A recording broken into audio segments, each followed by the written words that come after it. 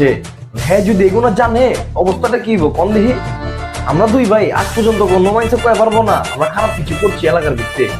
ওই কি করে অত কিনা ফালতু পোলামের লাগে চলে, উল্টা পাল্টা জিনিস পাতি খায়। কোন দিই ভাই জানারে কি করুন লাগবো এখন? আব্বা জানাই তো বড় খারাপ। আব্বা জানাই তো ওরে তলাই দিছে। আমগো যে শাসন করছে ওরে তো ওই শাসন করে নাই গিয়া। আজকে যদি ওই শাসনটি করতো, ওরে মারতো ধরতো কায় ক্যান্সার লড়াইতো, তাইলে হয়তো ঠিক হইতো। এটার লেগে তো এই অবস্থা। আব্বা জান রে আমি দুষছি এটার লেগিয়া।